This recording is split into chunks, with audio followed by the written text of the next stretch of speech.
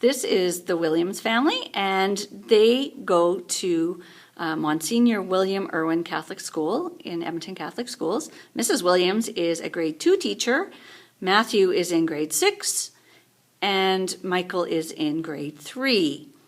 So Mrs. Williams was lucky enough to be a part of the school music program in Edmonton Catholic Schools when she was growing up. So I would just like to know, what effect did music have on you growing up? Was it a big part of your life? Or? Music was a huge part of my life. I did piano lessons outside of school, but when being in junior high, grade 7, I picked up the bass clarinet, and I loved that instrument so much. I went on to do music cameras, summer camps, and throughout high school I did band. And that mark was really, really important to me. It got me into the honors program, my music. It raised up my average, and it allowed me to get into university. Excellent. It was huge. Matthew, you're in grade 6 this year, and last year you were part of my school orchestra program, but you were lucky enough to get a bass rental for 1 year as a Christmas present from one of your family friends. So how did that affect your performance in class? Well, it affected it very highly because in class I can do more stuff. I can play more notes. I can do so much more stuff. It's so much better for me. And I think it would be so much better for the class if everybody had an instrument to take home and practice with. We'd get more work done.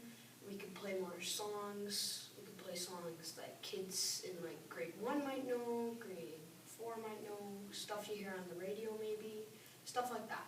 Excellent. When you had your bass at home, you didn't only practice for school, did you? No, I did some private lessons as well. And that really affected what? What do you think was the best thing that you learned from private lessons? To make you become a better player? Probably my note reading. And your bowing, I think. I think your bowing really improved last year with the private lessons. So that was good. You also did some stuff for fun, didn't you? Mm-hmm. I did. I entered the talent show with my friend Ian.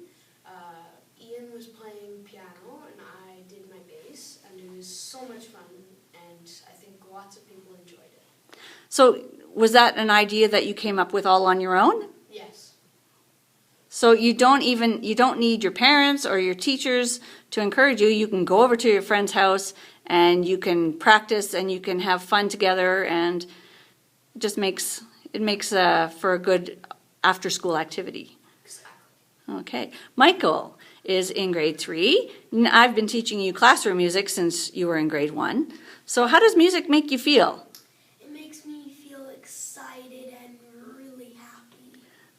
So what have you done now in grade 3? Because you love music so much, you've done something that the other kids haven't done yet. I've decided to play cello. And you're taking group lessons? Yeah.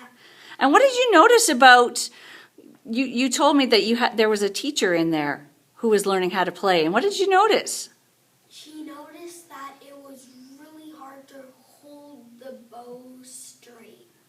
Yeah, so it's harder for adults to learn music than kids, isn't it? Yeah. So the best time for you guys to be learning these instruments is while you're still young and your muscles are still developing. So you're going to be an advantage for when the orchestra program starts for you next year. So I'm very, very happy with all of the things that you two boys have been doing with the orchestra program. So, Mrs. Williams, we have a huge school. We do. And right now we have one class set of instruments, and we have 208 students in the orchestra program, and we have about 40 instruments. Now, some of the kids are not as lucky as your boys are to be able to have instruments at home. What impact would receiving this grant have, do you think, on the students here? Well, I know that with my boys having an instrument at home, they've they've just become self-motivated to be a part of the school orchestra music program. And if children had access to more instruments and the ability to take them home, they would benefit by having the pleasure of playing an instrument, growing the program, being more prepared for class, being able to, instead of spending time on holding your bow, all of those easy practice things, they could really grow and start really getting down to music playing.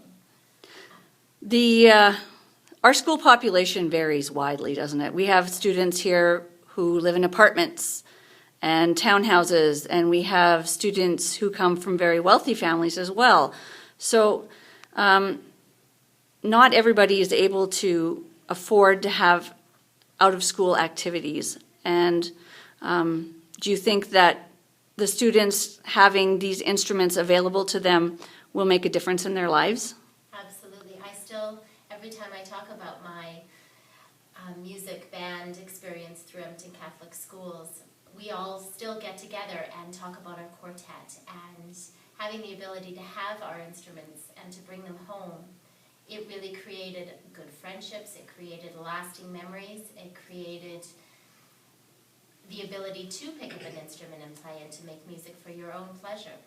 And I think that's the most important thing, is for kids to be able to play music and enjoy doing it. And if they're not able to practice for their class and they just come in and learn what they do in the classroom, they might not feel comfortable. And if they had the chance to go home and take some time, then it will boost their self-esteem and give them the confidence to come back and into class and to perform and feel good about themselves, which is what making music is really all about.